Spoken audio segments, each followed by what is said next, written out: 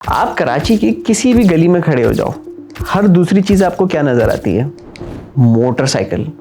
लेकिन अब एक सिंपल सवाल है, अगर मैं आपको कहूं कि ये बाइक्स पाकिस्तान को हर साल $2.5 बिलियन से ज्यादा का नुकसान दे रही हैं, तो आपको कैसा लगेगा? और अगर मैं ये भी कहूं कि एक ऐसी बाइक ऑलरेडी एग्जिस्ट करती है जो 10 गुना ज्यादा सस्ती चलती है, पेट्रोल यूज ही नहीं करती और 2 साल में अपनी कॉस्ट भी रिकवर कर लेती है, सोचें। फिर भी पाकिस्तान में वो फेल है, क्यों? ये सिर्फ टेक्नोलॉजी की कहानी नहीं है, ये सिस्टम के फेलियर की स्टोरी है।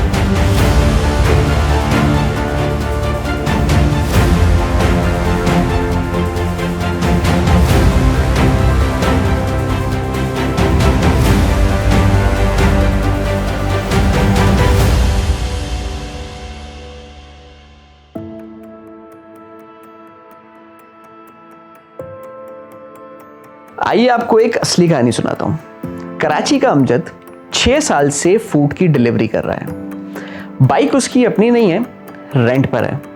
हर हफ्ते 5 लीटर पेट्रोल, डेली का रेंट, और हर दिन के एंड पे बचा तो क्या बचा, 250, 500। फिर आता है मार्च 2026, पेट्रोल की प्राइसेस एकदम करती हैं शूट और अमजद का प्रॉफिट ऑलमोस्ट वाइप आउट। उसको पता है इलेक्ट्रिक बाइक्स एग्जिस्ट करती हैं, पाकिस्तानी मार्केट में अवेलेबल हैं, लेकिन उसका सवाल सिंपल है, मैं अपफ्रंट पैसे कहां से लाऊं? और वो बेचारा लाए भी कहां से?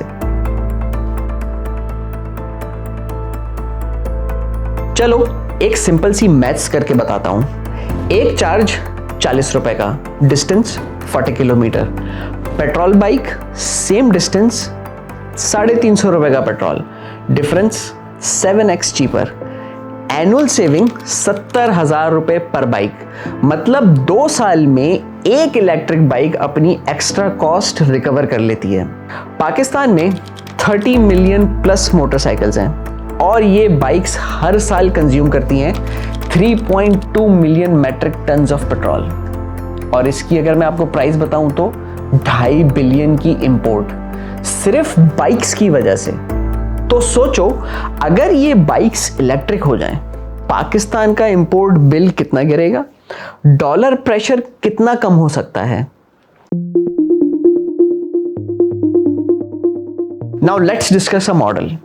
अब ये कोई थ्योरेटिकल बात नहीं, वियतनाम ने ये ऑलरेडी कर दिखाया है।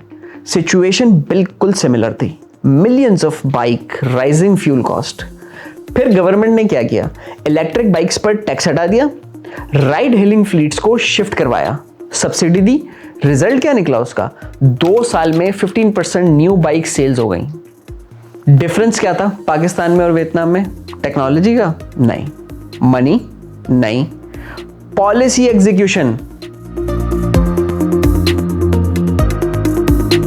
पाकिस्तान के पास ऑलरेडी एक हिडन एडवांटेज है, हम बनाते हैं एक्स्ट्रा बिजली। इंस्टॉल्ड मेगावाट की जो कैपेसिटी है वो है 46,000 मेगावाट और हमारी डिमांड है सिर्फ 30,000 मेगावाट, जो कि है एक बहुत बड़ा सरप्लस। और रात को 20,000 प्लस मेगावाट आइडल कैपेसिटी रहती है हमारी। मतलब हम लिटरली बिजली वेस्ट कर रहे हैं। अगर 5 मिलियन बाइक्स इलेक्ट्रिक हो जाएं, इलेक्ट्रिसिटी डिमांड सिर्फ 1% इंक्रीज होगी, लेकिन फ्यूल इंपोर्ट्स मैसिवली रिड्यूस होगा, राइडर्स का खर्चा कम होगा। 3 सिंपल मूव्स करने हैं: फ्लीट कन्वर्जन, फूड पांडा, यांगो, इनड्राइव, बाइक या फ्लीट्स, सबको इलेक्ट्रिक पे शिफ्ट मारो। सब्सिडी मॉडल, 15 से 20,000 सपोर्ट पर बाइक। ओल्ड बाइक एक्सचेंज, पुरानी बाइक दो, डिस्काउंट लो और नई बाइक ले जाओ। और सबसे इंपॉर्टेंट, स्टैंडर्डाइज्ड बैटरीज, वरना हर कंपनी का एक अलग सिस्टम होगा और इकोसिस्टम फेल हो जाएगा। मार्च 2026 में जो पेट्रोल का क्राइसिस आया वो तो हम सबको ही याद है।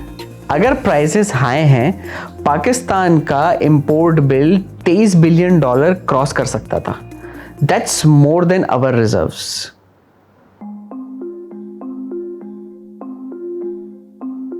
सोचो, एक सिंपल बाइक चेंज करने से नेशनल क्राइसिस अवॉइड हो सकता है और आपकी सिचुएशन भी चेंज हो सकती है।